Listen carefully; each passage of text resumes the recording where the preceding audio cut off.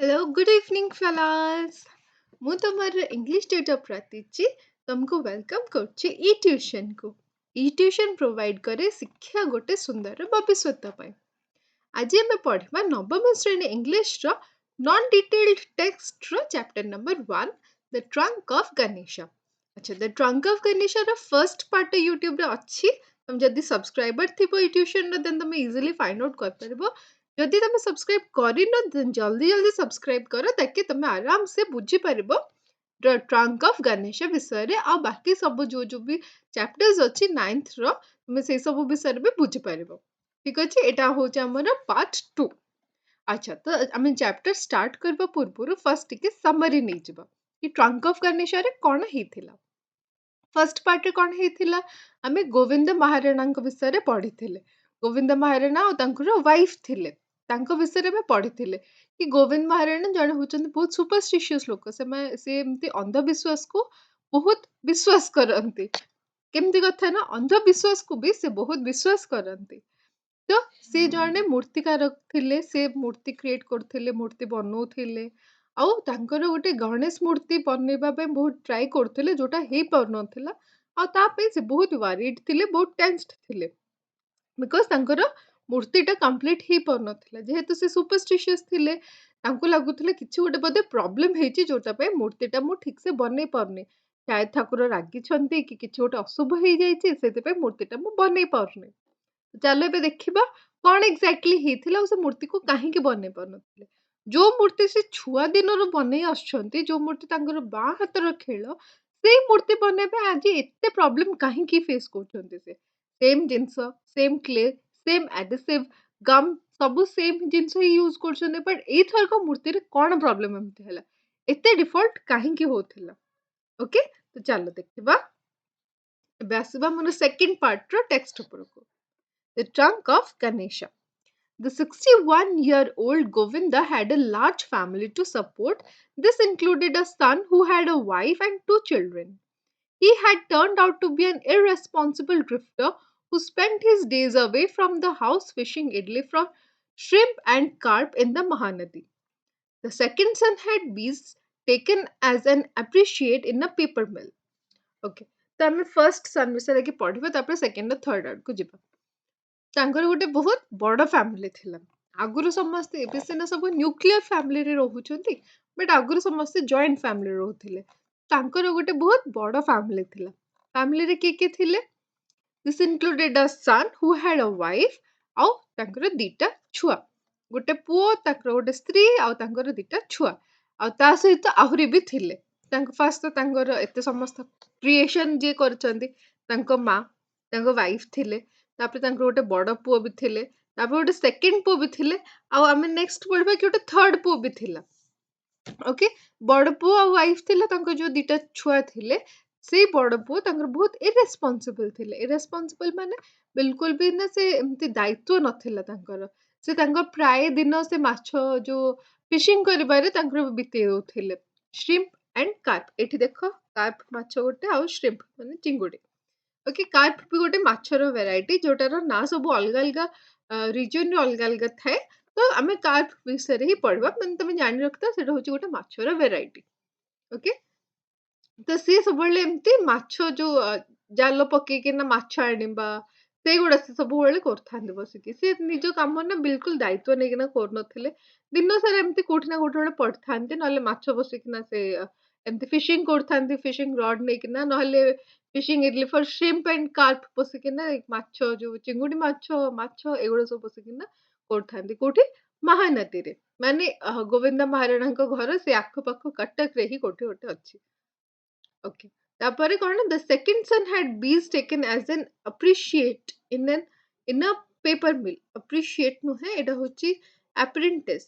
Apprentice ଏଟା spelling mistake ଅଛି। Apprentice in a paper mill ମାନେ ସେ ଗୋଟେ ପେପର ମିଲରେ ଗୋଟେ ଯୋଉ କୁହନ୍ତି ପେପର କଳ ଯୋଉ ଥାଏ ଯୋଉଥିରେ ପେପର ବନା ହୁଏ ସେଇଠି ସେ ସେଇଠି ଗୋଟେ ଶିକ୍ଷାର୍ଥୀ ଭାବରେ ଚାକିରି କରିଥିଲେ। ମାନେ ସେଇଠି ସେ ଯାଇକିନା ଶିକ୍ଷାର୍ଥୀ ନାହିଁ ବିଦ୍ୟାର୍ଥୀ ହିସାବରେ ଚାକିରି କରିଥିଲେ। ମାନେ ସେଇଠି ଯାଇକିନା ଟ୍ରେନିଂ ନଉଥିଲେ ଗୋଟେ ଟ୍ରେନିଂ ହିସାବରେ ସେ ସେଠି ଚାକିରି କରିଥିଲେ। କିଏ ତାଙ୍କର second son. They remained remained only the youngest, a mere 13-year-old. Out of the three, he alone showed promise of taking up the ancestral profession, thus restoring a measure of calm to the father's mind. ଦି ଜଣ ତ ଗଲେ ନିଜ ନିଜ କାମରେ, ଜଣେ ମାଛ ବସିକିନା ସେ ଖାଲି ଫିସିଂ କରୁଥାନ୍ତି, ସେକେଣ୍ଡ ଯିଏ ଥିଲେ ସେ ପେପର ମିଲରେ ଯାଇକିନା କାମ କରୁଥାନ୍ତି, ଆଉ ଆସିଲେ ଥର୍ଡ ୱାନ୍। ଥର୍ଡ ଯିଏ ଥିଲେ ସିଏ ଟିକେ ତାଙ୍କ ଆନସେଷ୍ଟ୍ରାଲ ବିଜନେସରେ ଟିକେ ଇଣ୍ଟରେଷ୍ଟେଡ ଥିଲେ। ଆନସେଷ୍ଟ୍ରାଲ ମାନେ ତାଙ୍କ ପୂର୍ବପୁରୁଷଙ୍କର ଯୋଉ ପ୍ରୋଫେସନ ଚାଲି ଆସିଥିଲା, କଣ ଥିଲା ତାଙ୍କ ପୂର୍ବପୁରୁଷଙ୍କ ପ୍ରୋଫେସନ? ମୂର୍ତ୍ତି ଗଢିବା। ତ ସେଇଥିରେ ସିଏ ଆଟଲିଷ୍ଟ ଟିକେ ତାଙ୍କର ରୁଚି ଦେଖଉଥିଲେ, ସିଏ ଟିକେ ଇଣ୍ଟରେଷ୍ଟେଡ ଥିଲେ, ଆଉ ଗୋଟେ ଭଲସେ ସେ କାମ କରୁଥିଲେ, ଯୋଉଟା ଦ୍ୱାରା ତାଙ୍କ ବାପାଙ୍କ ମନରେ ଟିକେ ଆଟଲିଷ୍ଟ ଶାନ୍ତି ଥିଲା କି ଯାହା ହଉ କେହି ନହେଲେ ଗୋଟେ ପୁଅ ତ ଆଟଲିଷ୍ଟ, ମୋର 3ଟା ପୁଅ ଭିତରୁ ଗୋଟେ ପୁଅ ତ ଆଟଲିଷ୍ଟ କାମ କରୁଛି ଯୋଉଟା ମତେ ପସନ୍ଦ, ଯୋଉଟା ଆମର ପୂର୍ବପୁରୁଷରୁ ଚାଲି ଆସିଛି ଯୋଉ କାମଟା, ସେଇ କାମଟା ଆଟଲିଷ୍ଟ ମୋ ଫ୍ୟାମିଲିରୁ କେହି ତ ଜଣେ କରୁଛି, କେହି ତ ଜଣେ ଇଣ୍ଟରେଷ୍ଟେଡ ଅଛି। ତ ସେଇଟା ତାଙ୍କ ମାଇଣ୍ଡକୁ ଟିକେ ଏମିତି ଶାନ୍ତି ଦଉଥିଲା, ଟିକେ ପିସ୍ ଫିଲ୍ କରଉଥିଲା। ଓକେ, ଚାଲ ଦେଖିବା। In all these years, this experience of his was a new one, a feeling of being alone in a ravenous darkness. All his thinking brought Govinda to the inescapable conclusion that there was an element of the supernatural in the mysterious breaking of the image. But what had he done to deserve this? His life was ordered, restrained, so where could he have gone wrong? ଆଚ୍ଛା, ତ ସେ ଏଠି କଣ ଭାବୁଛନ୍ତି କି ୟା ପଛରେ କିଛି ନା କିଛି ଗୋଟେ ମିଷ୍ଟେରିୟସ୍ ଜିନିଷ ଅଛି।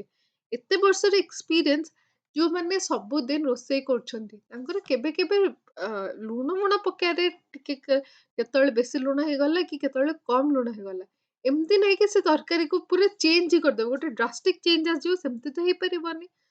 ତ ଯେମିତି ନର୍ମାଲ ଆମେ ଆମେ ଏମିତି ଲେଖୁଛେ, ଓକେ, ଆମେ ସପୋଜ ଆମେ ହଉଛନ୍ତି ଷ୍ଟୁଡେଣ୍ଟ, ଆମେ ଏମିତି କିଛି ଗୋଟେ ଲେଖୁଛେ, ତ ଆମର ଲେଖିବାରେ ଆମର ଷ୍ଟାଇଲ ଚେଞ୍ଜ ହେଇପାରେ, ଆମେ କିଛି ୟୁନିକ୍ ଜିନିଷ ଶିଖିକିନା ଆମେ ସେଟା ଆପ୍ଲାଏ କରିପାରେ, ଏମିତି ନାହିଁ କି ଆମେ ଲେଟର ହିଁ ଭୁଲିଯିବା। ହଁ କି ନାହିଁ, ଆମେ ୱାର୍ଡ କ୍ରିଏଟ କରିବା, ଗୋଟେ ସେଣ୍ଟେନ୍ସ କ୍ରିଏଟ କରିବା ହିଁ ଭୁଲିଯିବା, ସେମିତି ତ ହବନି। ଯୋଉମାନେ ପୁରା ଆକ୍ୱେଣ୍ଟେଡ ଥାନ୍ତି ସେମାନେ ଥୋଡି ଏମିତି ଗୋଟେ ଗୋଟେ ସେଣ୍ଟେନ୍ସ ସେମାନେ ମେକ୍ କରିପାରିବେନି, ସେମିତି ତ ନାହିଁ। ତ ଏକ୍ସାକ୍ଟଲି ସେମିତି ଥିଲା ତାଙ୍କ କେସରେ, ସେ ଫର୍ଷ୍ଟରୁ ମୂର୍ତ୍ତି ବନେଇ ଆସୁଥିଲେ, ବଟ୍ ଏବେ କଣ ଏମିତି ହେଇଗଲା କି ମୂର୍ତ୍ତି ବିଲକୁଲ ହଉ ହିଁ ନଥିଲା ତାଙ୍କ ଦ୍ୱାରା, କଣ ଏମିତି ପ୍ରୋବ୍ଲେମ ହେଲା। ତାପରେ ଲାଷ୍ଟ ସେ ବେଶୀ ଭାବି ଭାବି ଭାବି ଭାବି ଲାଷ୍ଟରେ ଗୋଟେ କନକ୍ଲୁଜନରେ ଆସିଲେ, କି ଗୋଟେ ନତିଜାରେ ଆସିଲେ କି କିଛି ଗୋଟେ ସୁପର ନ୍ୟାଚୁରାଲ ପାୱାର ଅଛି, ଯୋଉଟା ଗୋଟେ ମିଷ୍ଟେରିୟସ୍ ଜିନିଷ ଅଛି, ମାନେ କିଛି ଗୋଟେ ଏମିତି ଅଜଣା ଜିନିଷ ଅଛି ଯୋଉଟା ଏମିତି ମୂର୍ତ୍ତିଟାକୁ କରଉଛି। ସେ ତ ଥିଲେ ହିଁ ଆଗରୁ ହିଁ ସୁପରଷ୍ଟିସିୟସ୍ ଥିଲେ, ଅନ୍ଧବିଶ୍ୱାସ ବହୁତ କରୁଥିଲେ, ତ ତାଙ୍କୁ ଲାଗିଲା କିଛି ଗୋଟେ ପାୱାର ଅଛି ଯୋଉଟା ଏମିତି ମୂର୍ତ୍ତିଟାକୁ କମ୍ପ୍ଲିଟ କରିବା ପାଇଁ ଦଉନି। ସେ ସେଇଠୁ ଆହୁରି ଏମିତି ଭାବି ପକେଇଲେ କି ମୁଁ ଏମିତି କଣ କରିଛି, ଠାକୁର ମୋ ଉପରେ ରାଗିଛନ୍ତି ତ ରାଗିଛନ୍ତି କାହିଁକି, ମୁଁ ଏମିତି କଣଟା କରିଦେଲି କି ଭୁଲ, ଯେ ମୁଁ ମତେ ଏମିତି ଡିଜର୍ଭ କରୁଛି କି ମୁଁ ଠାକୁରଙ୍କ ମୂର୍ତ୍ତି ହିଁ ବନେଇ ପାରୁନି, ଏତେ ଭୁଲ କଣଟା କରିଦେଲି। His life was ordered, restrained, so where could he have gone wrong? ତ ସେ ତାର ଲାଇଫରେ ଯେମିତି ତାଙ୍କର ଲାଇଫ ଗୋବିନ୍ଦ ମହାରାଣାଙ୍କ ଉପରେ ଲେଖା ହେଇଛି କି ତାଙ୍କ ଲାଇଫଟା ଯେମିତି ଥିଲା, ଯେମିତି ଅଛି, ତ ସେ ସେଇଠି କୋଉଠି ଭୁଲ କରିଦେଲେ। ସେ ଆରାମସେ ତାଙ୍କ ଘର ଫ୍ୟାମିଲି ଯେମିତି ଚଳେଇବା କଥା ଚଳଉଥିଲେ, ତାଙ୍କୁ ଯାହା ଯାହା କୁହା ହେଇଥିଲା ସେଇ ଅନୁସାରେ କରିଥିଲେ। ଏବେ ସେ କୋଉଠି ଭୁଲ ରହିଗଲେ ଯେ ଠାକୁର ତାଙ୍କ ଉପରେ ରାଗିକିନା ତାଙ୍କ ମୂର୍ତ୍ତି ବି ବନେଇବା ପାଇଁ ଦଉନାହାନ୍ତି, ତ ତାଙ୍କୁ ସେଇଟା ବହୁତ ଖରାପ ଲାଗୁଥିଲା। ନେକ୍ସଟ ଆସିଲା, true that a subtle change had come about in the designing of the clay figures, in the eye-catching new apparel, and in the shades of luminous paint he was using these days. But he hadn't gone but he hadn't gone about making the changes on his own. They had wanted their gods to be more in tune with the times gradually. Therefore, he had endowed the goddess with slim and curved bodies. ତ ତାଙ୍କ ମୁଣ୍ଡରେ ବହୁତ different different ସବୁ thought ଆସିବା start ହେଇଗଲା, ବହୁତ ସେ ଚିନ୍ତା କରିବା ଷ୍ଟାର୍ଟ ହେଇଗଲା କି କଣ ଏମିତି ହେଲା, କାହିଁକି ମୋ ମୂର୍ତ୍ତି ଏମିତି ହଉଛି, ଠାକୁର ମାନେ ମୋ ଉପରେ ରାଗିଛନ୍ତି ତ ରାଗିଛନ୍ତି କଣ ପାଇଁ, ଯେମିତି ଏବେ ଯୋଉ ପ୍ରୋସେସରେ ଦରକାର ହଉଛି ମତେ ସେଇ ପ୍ରୋସେସରେ କରିବାକୁ ପଡୁଛି। ଆଗରୁ ଯେମିତି ଥିଲା, ଏବେର ଜେନେରେସନ ଚେଞ୍ଜ ହେଲାଣି, ଏବେର ମୂର୍ତ୍ତି ଡିଜାଇନିଂ ଚେଞ୍ଜ ହଉଛି, ଆମକୁ ସବୁ କିଛି HD କ୍ୱାଲିଟିର ଚାହିଏ, ତ ମୂର୍ତ୍ତି ବି ଆମକୁ ସେମିତି ହିଁ ଇକ୍ୱାଲି ସୁନ୍ଦର ଦରକାର। ଆଗରୁ ଯେମିତି ଥିଲା ସେଇ ଅନୁସାରେ ନାହିଁ, ଏବେ ଧୀରେ ଧୀରେ ସମସ୍ତଙ୍କର ଡିମାଣ୍ଡ ଚେଞ୍ଜ ହଉଛି, ଡିମାଣ୍ଡ ସମସ୍ତଙ୍କର ବଦଳୁଛି, ତ ତାଙ୍କର ବି ସେଇ ଅନୁସାରେ ସେ କ୍ରିଏଟ କରୁଛନ୍ତି। ତ ଏବେ ସେ ସବୁ ଆଇ କ୍ୟାଚିଂ ନ୍ୟୁ apparel କରୁଛନ୍ତି ମାନେ ତାଙ୍କର ଯୋଉ ପିନ୍ଧଉଛନ୍ତି ଜିନିଷ ବି ସୁନ୍ଦର ସୁନ୍ଦର ପିନ୍ଧଉଛନ୍ତି ତାଙ୍କର ଯୋଉ କ୍ରାଉନ ପିନ୍ଧାନ୍ତି ମକୁଟ ଯୋଉଟା ପିନ୍ଧାନ୍ତି ସେଇଟା ବି ବହୁତ ସୁନ୍ଦର ସେ ବନାନ୍ତି ଯୋଉ କ୍ଲେ ଫିଗର୍ସ ଗୁଡା ବନଉଛନ୍ତି ତାକୁ ବି ଡିଜାଇନ ସେ ବନଉଛନ୍ତି ଏଠି ଲେଖା ହେଇଛି goddess with slim and curved bodies ଏବେ ଯୋଉ ଠାକୁରାଣୀ ମାନଙ୍କୁ ବି ବନଉଛନ୍ତି ତାଙ୍କର ବି ଫିଗର କୁ ପୁରା ଏମିତି କର୍ଭି ବନଉଛନ୍ତି ଯେମିତି ଠାକୁରାଣୀ ମାନେ ବି ବହୁତ ସୁନ୍ଦର ଦେଖାଯିବେ ଯୋଉ ଅନୁସାରେ ଜେନେରେସନ ର ଡିମାଣ୍ଡ ରହୁଛି ସେମାନେ ମୂର୍ତ୍ତିକାରକୁ ସେମାନେ ବି ସେଇ ଅନୁସାରେ ହିଁ ବନଉଛନ୍ତି ତ ତାହେଲେ ମୁଁ କୋଉଠି ଭୁଲ କଲି ସେ ସେଇଟା ବୁଝିପାରୁନଥିଲେ କି ତାହେଲେ ଭୁଲ ହେଲା ତ ହେଲା କୋଉଠି ମୁଁ ତ ତାଙ୍କୁ ଯେମିତି ଜେନେରେସନ ର ଡିମାଣ୍ଡ ହଉଛି ମୁଁ ତ ସେଇ ଅନୁସାରେ ବନଉଛି ତାହେଲେ ମୁଁ ଭୁଲ କଲି କୋଉଠି ଯେହେତୁ ସେ ଗୋଟେ ସୁପରଷ୍ଟିସିୟସ୍ ମ୍ୟାନ୍ ଥିଲେ ସେ ସୁପରଷ୍ଟିସନ୍ସ କୁ ବହୁତ ବିଲିଭ କରୁଥିଲେ ଅନ୍ଧବିଶ୍ୱାସକୁ ବହୁତ ବିଲିଭ କରୁଥିଲେ ତ ତାଙ୍କୁ ଲାଗୁଥିଲା ଠାକୁର କି ଠାକୁରାଣୀ ତାଙ୍କ ଉପରେ ରାଗିଛନ୍ତି ଯୋଉଥିପାଇଁ ମୂର୍ତ୍ତିଟା ଠିକ ସେ ହେଇପାରୁନି ଓକେ ନେକ୍ସଟ ଆସିଲା but there was nothing flashy about this image of Ganesha he was at work on. Then why should this happen now? Or was it because the price of 250 rupees he had asked for was a large and unreasonable sum for a 6 foot high image of Ganesha? He saw his youngest son, Ranju, come into the workroom and stare at the unfinished Ganesha. Okay तो कौन हेले तापर से ना बहुत चिंता कले तांकर थॉट प्रोसेस बहुत बढ़िला कि कौन एमती ହେଇଗଲା जोटा द्वारा गणेशଙ୍କ मूर्तिटा फुलफिल ହେଇ ପାରୁନି ତାପରେ ଧୀରେ ଧୀରେ ସେ ପଛକୁ ଏମତି ରିୱାଇଣ୍ଡ କରି କରି ଭାବିବା ପାଇଁ ଟ୍ରାଏ କଲେ କି କଣ ଏମତି ହେଲା ଯୋଟା ପାଇଁ ଏମତି ସବୁ ହଉଛି ମୋର ୱାର୍କଟା କମ୍ପ୍ଲିଟ ହେଇ ପାରୁନି ଗଣେଶ ମୂର୍ତ୍ତିଟା କମ୍ପ୍ଲିଟ ହେଇ ପାରୁନି ତ ସେଇଠୁ ତାଙ୍କର ମୁଣ୍ଡରେ କଣ ପଶିଲା କି ଆଚ୍ଛା ମୁଁ ଯୋଉ ପ୍ରାଇସଟା ବଢେଇ ଦେଇଛି ସେଇଥିପାଇଁ ହେଇନି ତ ମୁଁ ଯୋଉ ଗଣେଶ ମୂର୍ତ୍ତିଟା ଅଛି ଏଇଟା ମୁଁ ବହୁତ ବଡ ମୂର୍ତ୍ତିଟେ ସେ ବନେଇଥିଲେ 6 ଫୁଟର ବନେଇଥିଲେ ୟୁଜୁଆଲି ସେ ଯୋଉ ମୂର୍ତ୍ତି ଗୁଡା ବନେଇଥାନ୍ତି ସେଟା ୟାଠୁ ସାନ ଥାଏ ବଟ୍ ଏଇଟା ସେ ଫାର୍ଷ୍ଟ ଟାଇମ ଗୋଟେ ବହୁତ ବଡ ମୂର୍ତ୍ତିଟେ ବନେଇଛନ୍ତି ଯୋଉଟା 6 ଫୁଟ ଥିଲା ତ ସେ ସେଠୁ ଭାବିଲେ କି ମୁଁ ଯୋଉ ଏମତି ପ୍ରାଇସ୍ ବଢେଇ ଦେଇଛି ଆଉ 250 rupees କରିଦେଇଛି ଯୋଉ ଲାର୍ଜ ଗଣେଶ ପାଇଁ ଏଇଟା ଅନରିଜନେବଲ ନୁହେଁ ତ ମାନେ ଏଇଟାର ବେଶୀ ଦରକାର ନଥିଲା ତ ମାନେ ଏଇଟା ଯେତିକି ପ୍ରାଇସ୍ ଥିଲା ମୁଁ ତାଠୁ ବହୁତ ବେଶୀ କରିଦେଇଛି କି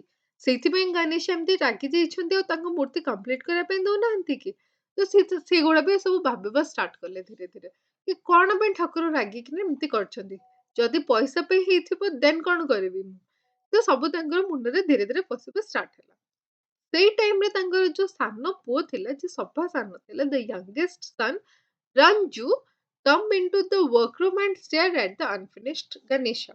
ସିଏ ଆସିଲେ ଆସିକିନା ଷ୍ଟେୟାର କଲେ ମାନେ ଏମିତି ଦେଖିଲେ ପୁରା ଏମିତି କନଷ୍ଟାଣ୍ଟଲି ଦେଖି ଚାଲେ କି ଗଣେଶଟା ଏମିତି ସରିନି ଏବେ ଯାଏ ଅନଫିନିଶ୍ଡ ଗଣେଶ ଯୋଉଟା ମୂର୍ତ୍ତିଟା ବନେଇ ଚାଲିଥିଲେ ସେଟା ସରିନି ଏବେ ଯାଏ ସେ ତ ସେ ପୁରା ଏମିତି ଅନେଇକିନା ଆଶ୍ଚର୍ଯ୍ୟ ହେଇକିନା ଦେଖୁଛନ୍ତି ପୁରା there it's a happened again the boy mumbled bitterly and flinched at the pain he saw in the old man's eyes ତ ସିଏ ଏମିତି ଦେଖିଲା କି ହେଇପାରୁନି ତା ବାପା ବହୁତ ଟ୍ରାଏ କରୁଛନ୍ତି ତାପରେ ସେ ଏମିତି ହଠାତ୍ ଏମିତି ତାଙ୍କର ଯୋଉ ବାପାଙ୍କର ଦୁଃଖ ଥିଲା ତାଙ୍କ ଆଖିରୁ ସେଇଟା ସେ ଦେଖିକିନା ପଢିକିନା ଜାଣି ପାରିଲା କି ବାପା ବହୁତ ଦୁଃଖିତ ଅଛନ୍ତି ବିକଜ ଗଣେଶଟା କମ୍ପ୍ଲିଟ ହେଇ ହିଁ ପାରୁନି ଓକେ ତାପରେ ନେକ୍ସଟ ଏଇଠି ଆସିଲେ Ganesh okay the image stood incomplete your phone is good. The image stood incomplete to one side of the room facing the grilled window set into the northern wall.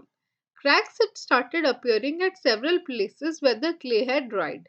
The straw skeleton of the image showed its spokes through the mud where the trunk had torn.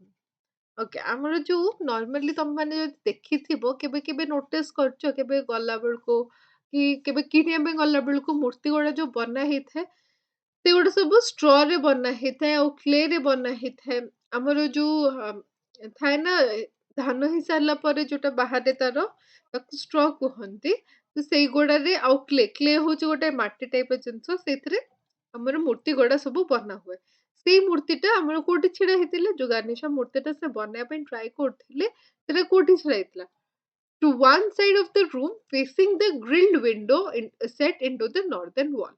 Northern wall ପାଖରେ ଯୋଉ grilled window ଟା ଥିଲା ସେଇ ପଟକୁ ଏମିତି face କରିକିନା ମୂର୍ତ୍ତିଟା ଥୁଆ ହେଇଥିଲା ପବନ ବାଜୁଛି ୱିଣ୍ଡୋ ପାଖରେ ଥୁଆ ହେଇଛି ମାନେ ଅବଭିୟସଲି ସେଟା ପବନ ବାଜିବ ପବନ ବାଜିଛି ଆଉ शायद ବେଶୀ ପାଣି ୟୁଜ୍ ହେଇନି ସେଥିପାଇଁ ଏମିତି ଫାଟିବା ଷ୍ଟାର୍ଟ ହେଇଯାଇଛି। କ୍ରାକ୍ ହବା ଷ୍ଟାର୍ଟ ହେଇଯାଇଛି ବହୁତ ସାରା ଜାଗାରେ ଯୋଉଠି କ୍ଲେ ଗୁଡା ଡ୍ରାଏ ହେଇଯାଇଛି ମାନେ ସେ ମାଟିଟା ଶୁଖିଗଲେ ଫାଟିଯାଏନି। ସେଥିପାଇଁ ଆମକୁ ବହୁତ ଭଲସେ ମାଟି ମିଶେଇକିନା ପାଣି ମିଶେଇକିନା ଯେତିକି ଦରକାର ଯେତିକି ମାଟିରେ ଯେତିକି ପାଣି ଦରକାର ଆମେ ସେଇ ଅନୁସାରେ ଆଡ୍ କରିକିନା ଆମେ ମୂର୍ତ୍ତି ତିଆରି ହୁଏ କି ଘରେ ଲିପା ପୋଛା ଯଦି ତମମାନଙ୍କ ଭିତରେ କେହି ଦେଖିଥିବେ କି କାହାର ଥିବ ଯଦି ମଡ୍ ହାଉସ୍ ଯଦି ଥିବ ଆଗରୁ ଆମର ଯୋଉ ପୁରୁଣା ଘର ସବୁ ଥିଲା ମାଟିର ଘର ସବୁ ଥିଲା ସେଗୁଡା ନା ଲିପା ପୋଛା ହୁଏ ତାର ସେମିତି ବହୁତ ଥର ଏମିତି ମାଟି ଗୋଳିକି ଆଣିକି ଏମିତି ଲଗାନ୍ତି ସେଗୁଡା ତମେ ଯଦି କେବେ ନୋଟିସ କରିଥିବ ଦେନ୍ ତମେ ଜାଣିଥିବ କି ତାର ଏକ୍ସାକ୍ଟ ଆମାଉଣ୍ଟ ଅଫ ୱାଟର ଯଦି ତା ଦେହରେ ନ ମିଶାଯାଏ ଦେନ୍ ସେଟା ଫାଟିକିନା ଏମିତି କ୍ରାକ୍ ହବା ଷ୍ଟାର୍ଟ ହେଇଯାଏ। ତ ଏଇଟାରେ ବି ସେମିତି ହବା ଷ୍ଟାର୍ଟ ହେଇଯାଇଥିଲା ଫାଟିକିନା ସେ କ୍ଲେ ଗୁଡା ଡ୍ରାଏ ହେଇକିନା ଫାଟିବା ଷ୍ଟାର୍ଟ ହେଇଯାଇଥିଲା ଆଉ ଷ୍ଟ୍ରସ୍ ଗୁଡା ଦେଖା ହବା ଷ୍ଟାର୍ଟ ହେଇଯାଇଥିଲା। ଷ୍ଟ୍ର ଗୁଡା ଦେଖା ହବା ଷ୍ଟାର୍ଟ ହେଇଗଲା ମାନେ ସ୍କେଲିଟନ ଟା ତାଙ୍କର ଯୋଉଟା ଏମିତି ରାପ୍ ହେଇକିନା ଥାଏ ଷ୍ଟ୍ର ଗୁଡା ସେଗୁଡା ସବୁ ଦେଖା ହବା ଷ୍ଟାର୍ଟ ହେଇଯାଇଥିଲା। ଆଉ ତାଙ୍କର ଯୋଉ ଟ୍ରଙ୍କ ଥିଲା ତାଙ୍କର ଯୋଉ ଶୁଣ୍ଡଟା ଥିଲା ଯୋଉଠୁ ଭାଙ୍ଗିଥିଲା ସେଇଠି ବି ସବୁ କିଛି ନୋଟିସେବଲ ହେଲା ହବା ଷ୍ଟାର୍ଟ ହେଇଯାଇଥିଲା। Okay. Quickly Ranju cleared the debris around the image. He brought a flesh mass of clay and placed it before his father to knead. Govinda looked closely at his son. No, there was no trace of ridicule evident of the young face, no harshness of youth, merely a mute acceptance of the moment. His glance turned to the image again. Okay. ତ ପୁଅ ହବ ତ ରଞ୍ଜୁ ଟାଇପର ନୁହେଁ ସେଇଠୁ ରଞ୍ଜୁ କଣ କଲା ସାଙ୍ଗେ ସାଙ୍ଗେ ଗଲା ଦୌଡ଼ିକିନା ଯାଇକିନା ଯୋଉ ଇମେଜ ପାଇଁ ଯୋଉ ମାନେ ଯୋଉ ଆଇଡଲ ଥିଲା ଯୋଉ ଷ୍ଟାଚ୍ୟୁ ଥିଲା ଯୋଉ ମୂର୍ତ୍ତିଟା ଥିଲା ଗଣେଶଙ୍କର ତାଙ୍କ ପାଇଁ ବହୁତ ସାରା କ୍ଲେ ଆଣିକିନା ଆସିଲା ଯୋଉ ମାଟି ଥାଏ ସେଟା ବହୁତ ସାରା ଫ୍ରେଶ ମାଟି ଆଣିକିନା ଆସିଲା ଆଉ ତା ବାପାଙ୍କ ପାଖରେ ସାମ୍ନାରେ ଥୋଇଦେଲା ତାକି ବାପା ତାକୁ ଏମିତି ଚକଡିକିନା ପୁଣି ବାପସ ସେ ବହୁତ ସାରା ପାଣି ମିଶେଇକିନା ପୁଣି ଚକଟିନା ତାକୁ ଭଲସେ ପାଲିସ କରିକିନା ମାଟିଟା ତ ନର୍ମାଲି ପାଲିସ ନଥାଏ ତାକୁ ବହୁତ ଭଲସେ ତାକୁ ଚକଟ ଆମେ ଯେମିତି ଡୋ ବନେଇବା ପାଇଁ ଗୋଟେ ଆମେ ଯୋଉ ରୁଟି ଖାଉଛେ ତାର ଡୋ ବନେଇବା ପାଇଁ ଆମକୁ ତାକୁ ବହୁତ ଭଲସେ ତାକୁ ମିକ୍ସ କରିକିନା ତାକୁ ବହୁତ ଭଲସେ ତାକୁ ଦାବିକି ଚକଟିକି ଏମିତି କରିବାକୁ ପଡେ ସେମ୍ ଗୋଜ୍ ଫର୍ ଆମେ ଯେତେବେଳେ ଗୋଟେ ସେପ୍ ବନଉଛେ ଗୋଟେ ମୂର୍ତ୍ତି ବନଉଛେ ତା ପାଇଁ ବି ଯୋଉ ଆମେ ମଡ୍ କି ଯୋଉ କ୍ଲେ ୟୁଜ କରୁଛେ ତାକୁ ବି ଭଲସେ ତାକୁ ଏମିତି ଚକଟିନା ତାର ପ୍ରପର ପୋର୍ସନ ପାଣି ଦେଇକିନା ତାକୁ କରିବାକୁ ପଡେ ତାକି ସେ ଜଲ୍ଦି ସାମ୍ନା ଆଗକୁ ଯାଇକିନା ସେ ନ ଫାଟୁ ତ ସିଏ ଆଣିକିନା ଏମିତି ଥୋଇଦେଲା ବାପାଙ୍କ ପାଖରେ କି ତମେ ଏଗୁଡା ନିଅ ଆଉ ତାକୁ ଏମିତି ଭଲସେ ଚକଡିବା ପାଇଁ ତାଙ୍କୁ ଥୋଇଦେଲା ତ ଗୋବିନ୍ଦାଙ୍କୁ ବହୁତ ଏମିତି ପାଖରୁ ବହୁତ ଦେଖିଲେ ତାଙ୍କ ପୁଅକୁ ତାଙ୍କ ପୁଅ ମୁହଁରେ ବିଲକୁଲ ବି ହାର୍ଶନେସ୍ ନଥିଲା ତାଙ୍କର ଯୋଉ ୟଙ୍ଗ ଫେସ୍ ଥିଲା 13 ବର୍ଷର ଛୁଆଟା ମାତ୍ର ତା ମୁହଁ ତାଙ୍କ ପୁଅ ମୁହଁରେ ନା ବିଲକୁଲ ବି କାହା ପୁଅ ନା କଣ ରଞ୍ଜୁ ରଞ୍ଜୁ ମୁହଁରେ ନା ବିଲକୁଲ ବି ଏମିତି ନଥିଲା କି ବାପା କରିପାରୁନାହାନ୍ତି କି ମୂର୍ତ୍ତିଟା ହେଇପାରୁନି କମ୍ପ୍ଲିଟ କି ଭାଙ୍ଗି ଯାଉଛି ନା ସେ ତାଙ୍କ ବାପାଙ୍କ ପାଇଁ କିଛି ଫିଲ୍ ମାନେ ଏମିତି ଖରାପ ଫିଲ୍ କରିକିନା ତା ଫେସରେ ଥିଲା ନାହିଁ ମୂର୍ତ୍ତି କମ୍ପ୍ଲିଟ ନ ହବାର ଏମିତି କିଛି ଖରାପ ସେ ଫିଲ୍ କରୁଥିଲା ତ ସେଇଟା ଦେଖିନା ତା ବାପାଙ୍କୁ ବହୁତ ଭଲ ଲାଗିଲା କି ମୋ ପୁଅ ଯାହଉ ହାର୍ଶ ନୁହେଁ ସେ ଏଇଟା ଭାବୁନି କି ମୋ ବାପା କରିପାରୁନାହାନ୍ତି କି ମୋ ବାପାଙ୍କ ଦ୍ଵାରା ହଉନି ବୋଲି ତ ସେଇଟା ସେ ଚୁପଚାପ ଆକ୍ସେପ୍ଟ କରୁଛି କି ମୂର୍ତ୍ତିଟା ହେଇପାରୁନି ଆଉ ମୂର୍ତ୍ତିଟା କେମିତି ହବ ସେ ସେଇଟା ପାଇଁ ଟ୍ରାଏ କରୁଛି ଏଇଟା ନାହିଁ କି ବ୍ଲେମ ଗେମ୍ କରିବ ବାପା କରିପାରିଲେନି କି ବାପାଙ୍କ ଦ୍ଵାରା ହଉନି କି ବାପା ବୁଢା ହେଇଗଲେଣି କି ବାପା ସୁପରଷ୍ଟିସିୟସ୍ ଏଇଗୁଡା ସେ ନ କରିକି ନା ବାପାଙ୍କୁ କେମିତି କୋଉ ଦ୍ଵାରା ହେଲ୍ପ ହେଇପାରିବ ସେ ସେଇଟା ସେ ଟ୍ରାଏ କରୁଥିଲା his glance turned to the image again ତାପରେ ସେଠି ସବୁ କରିସାରିଲା ପରେ ସେ ପୁଣି ଇମେଜକୁ ଦେଖିଲା ମାନେ ଯୋଉ ମୂର୍ତ୍ତି ଅଛି ପୁଣି वापस ବୁଲିକି ସେ ମୂର୍ତ୍ତିକୁ ଦେଖିଲା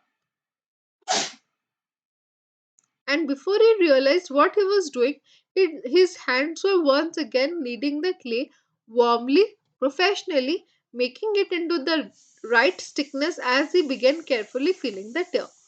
Okay. तो कौन ହେଲା ସେ ଧୀରେ ଧୀରେ ନା ଖାଲି ଆଣିନା ଥୋଇ ଦେଇଥିଲା ସେ ଫାର୍ଷ୍ଟ ଆଣିକି ନା କ୍ଲେ ବାପାଙ୍କ ସାମ୍ନାରେ ଥୋଇଦେଲା ଯେମିତି ବାପା ତାକୁ ଠିକ ସେ ତାକୁ ଏମିତି ମିକ୍ସ କରିକି ନା ଚକଟିବା ଷ୍ଟାର୍ଟ କରନ୍ତୁ ବଟ୍ ସେ ବାପାଙ୍କୁ ଦେଖୁ ଦେଖୁ ମୂର୍ତ୍ତିକୁ ଦେଖୁ ଦେଖୁ ନିଜେ ହିଁ ନିଡ୍ କରିବା ଷ୍ଟାର୍ଟ କଲେ ନିଡ୍ ମାନେ ସେ କ୍ଲେକୁ ଚକଟିବା ଷ୍ଟାର୍ଟ କଲା ତାକୁ ବାଇଣ୍ଡ କରିବା ଷ୍ଟାର୍ଟ କଲା ପାଣି ଆଉ କ୍ଲେକୁ ମିଶେଇକିନା ତାକୁ ଯୋଉ କମ୍ବିନେସନ ଆମେ ଯୋଉ ଡୋ ବନାନ୍ତି ଯେମିତି ସେଟାକୁ ଆମେ ନିଡ୍ କରନ୍ତି ମାନେ ଏମିତି ବହୁତ ଭଲସେ ଚକଟି ମିକ୍ସ କରନ୍ତି ତାକୁ ଭଲସେ ଆଉ ସେ ପୁରା ବହୁତ ଭଲସେ ବହୁତ କାମଲି ଆଉ ୱାର୍ମଲି ଆଉ ପ୍ରଫେସନାଲି ଯେମିତି ଲୋକମାନେ ପ୍ରଫେସନାଲି ୟୁଜ କରନ୍ତି ଜଣେ ଷ୍ଟାର୍ଟିଂରେ ଯିଏ କରୁଥିବ ଆଜି ପ୍ରଫେସନାଲି କରୁଥିବ ସେଟା ଜଣା ପଡିଯାଏ ଡିଫରେନ୍ସିଏସନ तो सी सेमती बहुत प्रोफेशनलिज्म रे से तार डो टाको सॉरी से तार क्ले टाको एमती नीड करबा स्टार्ट करथिला आ एग्जैक्ट प्रोपोर्शन पानी देखना जति स्टिक दरकार थिला जति स्टिकनेस दरकार थिला सेति से करूथिला Govinda had nearly finished mending the broken trunk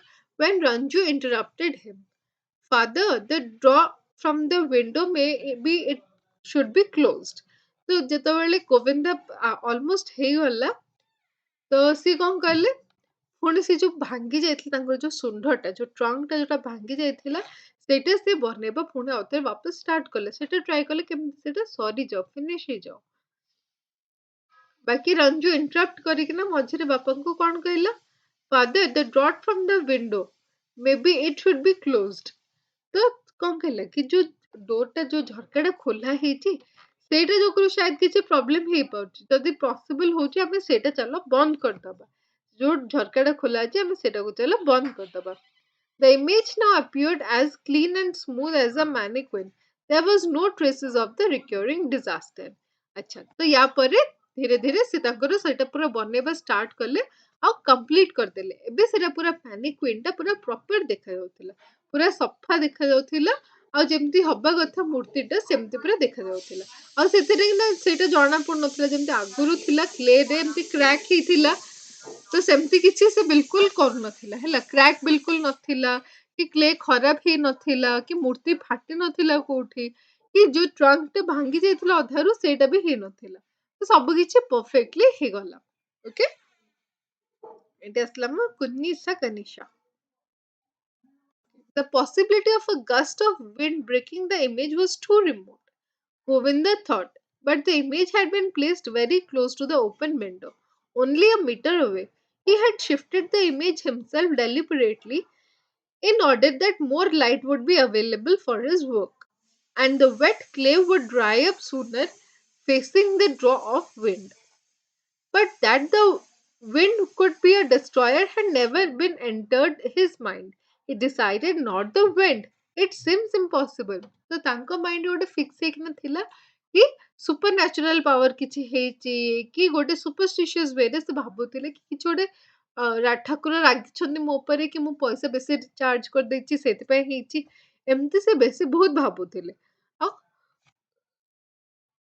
ସରି ହଁ ତ ସେମିତି ଭାବୁଥିଲେ ବଟ୍ ସେଇଟା କେବେ ଦେଖୁନଥିଲେ କି ଝରକାଟା ଖୋଲା ହେଇଛି ଆଉ ପବନରୁ ଏତିକି ସବୁ ପ୍ରୋବ୍ଲେମ ହଉଛି ଯେତେବେଳେ ରଞ୍ଜୁ ପଏଣ୍ଟ ଆଉଟ୍ କଲେ କି ଆମକୁ शायद ସେ ଝରକାଟା ବନ୍ଦ କରିଦବା କଥା ଝରକା ବନ୍ଦ କଲେ शायद ସବୁ କିଛି ଠିକ ହେଇଯିବ ବଟ୍ ଗୋବିନ୍ଦ ମହାରାଣା ସେଟାରେ ମାନେ ତାର ସମର୍ଥନ କରୁନଥିଲେ ସେ ଆଇଡିଆକୁ ଏମିତି ଥୋଡି ୱିଣ୍ଡ ପାଖରେ ଏମିତି ଖାଲି ଥୋଇଦେଲେ ଏମିତି ଭାଙ୍ଗି ଯାଉଛି ସେ ସେଇଟା ସମର୍ଥନ କରୁନଥିଲେ जबकि ସେ ମୂର୍ତ୍ତିଟା ବହୁତ କ୍ଲୋଜ ଥୁଆ ହେଇଥିଲା ଖୋଲା ଝରକା ପାଖରେ ବହୁତ କ୍ଲୋଜଲି ଥୁଆ ହେଇଥିଲା ଜଷ୍ଟ 1 ମିଟର ଦୂରରେ ଥୁଆ ହେଇଥିଲା ଯୋଉଟା ଦ୍ୱାରା ମୂର୍ତ୍ତିରେ ପବନ ବାଜିକିନା ସେଟା ଖଣ୍ଡ ବିଖଣ୍ଡ ହେଇଯାଉଥିଲା ଆଉ କ୍ରାକ୍ ଯାଉଥିଲା ଶୁଖି ଯାଉଥିଲା ମୂର୍ତ୍ତିଟା ବହୁତ ପବନ ବାଜୁଥିଲା ମୂର୍ତ୍ତିଟା ପୁରା ଶୁଖି ଯାଉଥିଲା ଯୋଉଟା ପାଇଁ ପ୍ରୋବ୍ଲେମ ହବା ଷ୍ଟାର୍ଟ କରୁଥିଲା ବଟ୍ ସେ ଗୋବିନ୍ଦ ମହାରାଣା ସେଇଟାକୁ ବିଲକୁଲ ବି ଭାବୁ ନଥିଲେ କି ସେଇଟାକୁ ବିଲକୁଲ ବି ମୁଣ୍ଡରେ ପୁରଉ ନଥିଲେ ଆଉ ମୂର୍ତ୍ତିଟା ସେ ନିଜେ ନେଇକିନା ସେଠି ରଖିଥିଲେ ତାକି ତାଙ୍କୁ ଆରାମସେ ଝରକା ପାଖରେ ଛିଡା ହେଇକିନା ସେ କରିବେ ମୂର୍ତ୍ତିଟା ଗଢିବେ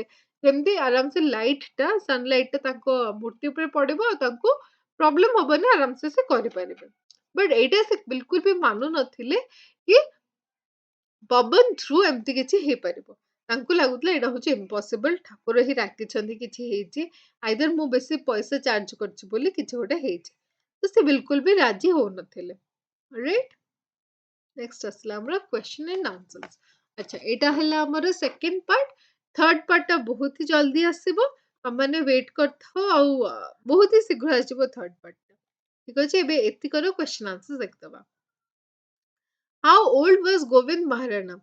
Who were there in his family? Govind Maharana କେତେ ବର୍ଷର ଥିଲା ଆଉ ତାଙ୍କ ଫ୍ୟାମିଲିରେ କିଏ ଥିଲେ? Govind Maharana was 61 year old.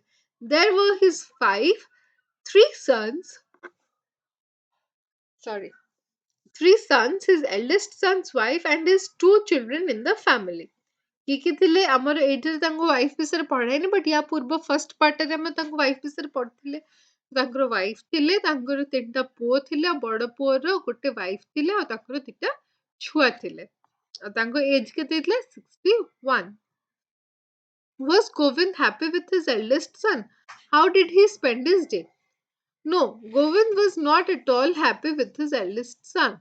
His eldest son was an irresponsible drifter and he spent his days in fishing idly for shrimp and carp in the Mahanadi. Next, Tesla gonna list the changes that had come in the designing of the day figures. कौन थिला कौन changes? The changes that had come were in the eye-catching new apparel in the shades of luminous print he was using and in endowing the goddesses with slim and curved bodies. Okay तो ଏଠି କଣ କଣ changes ଆଣିଥିଲେ ଆଗ ମୂର୍ତ୍ତି ଅପେକ୍ଷା ଏଇ ମୂର୍ତ୍ତି ଅପେକ୍ଷା କଣ ଚେଞ୍ଜେସ୍ ଆଣିଥିଲେ ଆଇ କ୍ୟାଚିଂ ବନଉଥିଲେ ନ୍ୟୁ ଆପାରେଲ ଦଉଥିଲେ ମାନେ ନୂଆ ନୂଆ ଜିନିଷ ୟୁଜ କରୁଥିଲେ ଆଡ୍ କରୁଥିଲେ ଯୋଉ ଅନୁସାରେ ଡିମାଣ୍ଡ ଥାଏ ଯୋଉ ଜେନେରେସନରେ ସେଇ ଅନୁସାରେ ସେ ମୂର୍ତ୍ତି ବନଉଥିଲେ ଠିକ ଅଛି next comes who was Ranju what was his contribution to Govinda's family? Ranju କିଏ ଥିଲେ ତାଙ୍କ ସାନ ପୁଅ Ranju was Govind's youngest son. He showed promise of taking up the ancestral profession. अच्छा से रंजू कौन प्रॉमिस करथिले कि से जो ताଙ୍କର ancestral profession ଅଛି जोटा ମୂର୍ତ୍ତିକାରକ ହବା ସେଇଟାକୁ ସେ ବଞ୍ଚେଇକି ରଖିବେ ସେମିତି ସେ କରିବେ ଆଉ ଫ୍ୟୁଚରରେ ସେଥିରେ ହିଁ ସେ profession ବନେଇବା ପାଇଁ ଚାହୁଁଛନ୍ତି ନେକ୍ସଟ ଦେଖିବା where was the idol placed? Why were Govinda keep the idol there? Why did Govinda keep the idol there? The idol was placed at one side of the room facing the grilled window set into the northern wall. अच्छा ସେଇଠି ଥୁଆ ହେଇଥିଲା ଯୋଉଟା ଦ୍ୱାରା ଏତେ problem ହଉଥିଲା Govinda kept the idol there so that more light would be available for his work and the wet dry would dry up sooner facing the draught upwind. अच्छा तो कौन ହେଇଥିଲା ସେ ଗୋବିନ୍ଦ କଣ କରିଥିଲେ ମୂର୍ତ୍ତିଟାକୁ ସେ ୱିଣ୍ଡୋ ପାଖରେ ରଖିଦେଇଥିଲେ ଝରକା ପାଖରେ ରଖିଦେଇଥିଲେ ଯୋଉଥିପାଇଁ ବହୁତ ପବନ ବହୁଥିଲା ଆଉ ତାଙ୍କ ମୂର୍ତ୍ତିଟା ଶୁଖି ଯାଇଥିଲା why did Ranju request Govind to close the window? Ranju requested to close the window because he thought that the drop from the window might break the image. Next asla did Govinda think that the wind was responsible for the breaking of the trunk?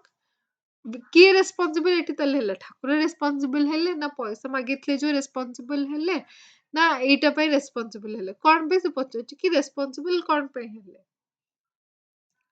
who could be the destroyers of the wind or the image of the god or the hand sorry no Govinda didn't think that the wind was responsible for the breaking of the trunk ତ ଗୋବିନ୍ଦଙ୍କୁ ଲାଗୁଥିଲା କି breaking of the ଟ୍ରଙ୍କରେ ଏଠାରେ କିଏ help କରିଥିଲା ନା ଏଥିରେ ଗୋବିନ୍ଦଙ୍କୁ ଯୋଉଟା ଲାଗୁଥିଲା କି ସୁପର ନ୍ୟାଚୁରାଲ ପାୱାର କି ସୁପରଷ୍ଟିସନ ଯୋଗୁରୁ ଏମିତି ତାଙ୍କର ଯୋଉ ହଉଥିଲା ସେମିତି କିଛି ହଉନଥିଲା ଏଠି ୱିଣ୍ଡ ଯୋଗୁରୁ ହିଁ ସବୁ ଏତେ ପ୍ରୋବ୍ଲେମ ହଉଥିଲା who could be the destroyer the wind or the anger of the god or the hands of the supernatural elements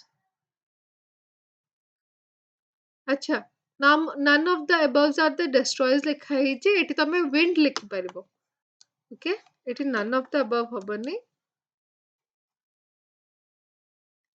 ଏଠି ହବ who could be the destroyer the wind or the anger of the god or the hands of the supernatural elements no none of the above are the destroyers just no ଲେଖିକି ନା wind ଖାଲି ଲେଖିପାରିବ the wind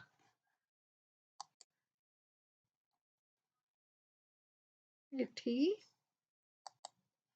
ମାନେ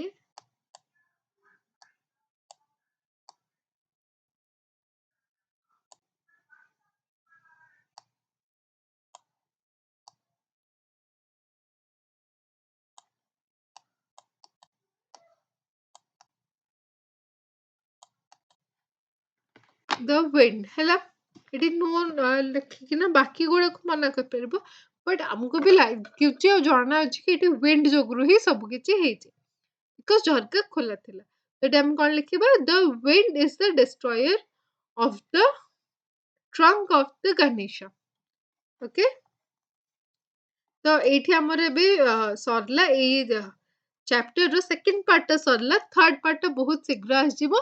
ତब तक ତମେମାନେ ଠିକସେ ରହିବ, ଭଲସେ ରହିବ। କିଛି ବି ପ୍ରୋବ୍ଲେମ୍ ଅଛି ଯଦି ଚାପ୍ଟର ରିଲେଟେଡ୍ ଦେନ୍ ମତେ କମେଣ୍ଟ ସେକ୍ସନରେ ନିହାତି ପଚାରିବ। ଆଉ ଇ ଟ୍ୟୁସନକୁ ସବସ୍କ୍ରାଇବ କରିବା ବିଲକୁଲ ବି ଭୁଲିବନି। Alright, bye guys, take care.